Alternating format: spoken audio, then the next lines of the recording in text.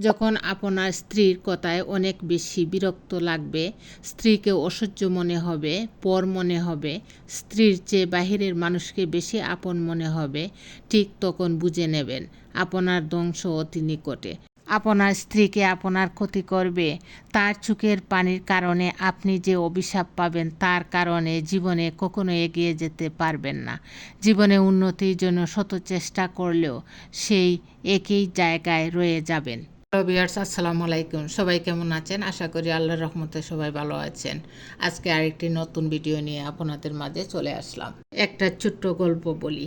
একটা মেয়ে একটা ছেলেকে খুব ভালোবাসতো। হঠাৎ করে একদিন রাতে তাদের মধ্যে ঝগড়া হয়। মেয়েটি অনেকবার সরি বলে, কিন্তু ছেলেটা রাগ করে ফোন কেটে দেয়। সারা রাত মেয়েটা ছেলেটাকে কল দেয়, SMS করে, কিন্তু ছেলেটা আর তার ফোনের কোনো রেসপন্স দেয় না। পরের দিন সকাল 8:30 ঘটিকায় ছেলেটার ঘুম ভেঙে দেখে মেয়েটা প্রায় 50 বারের বেশি কল ও SMS করেছে। সেটা দেখে ছেলেটা SMS-এ লিখে, সরি, ঘুমিয়ে পড়েছিলাম। কিন্তু ছেলেটা জানতেই পারল না যে ততক্ষণে মেয়েটা ফাঁসির দড়িতে ঝুলছে। তাই প্রিয় ভাই বোনেরা, থাকতে কদর দিও। মারা যাওয়ার পর নিজের শত্রু প্রশংসা করে। ভাগ্য জিনিসটা কি অদ্ভুত, তাই না? ভাগ্য কিছু সময় মানুষকে হাসায়, আর ভাগ্যই কিছু সময় মানুষকে কাঁদায়। ভাগ্যে যা লেখা থাকে, ভালো খারাপ জীবনে তাই ঘটে।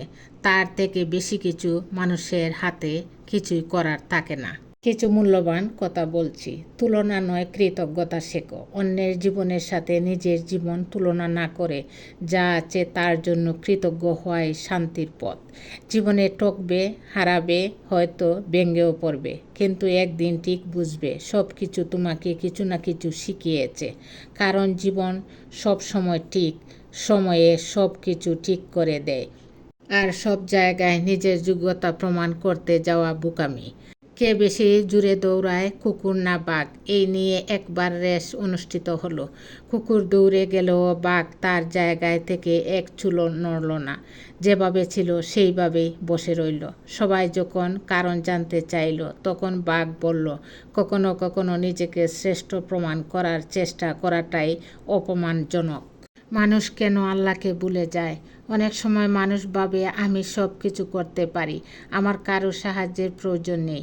এই অহংকার মানুষকে আল্লাহর থেকে দূরে সরিয়ে দেয়।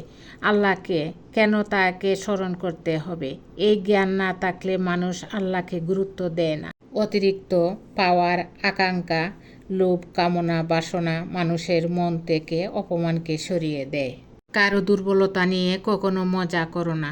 যেটা তোমার কাছে মজার ব্যাপার, সেটা অন্যের কাছে কষ্টকর হতে পারে। ধন্যবাদ সবাইকে। আমার ভিডিওটি ভালো লাগলে লাইক, কমেন্টস ও শেয়ার করবেন।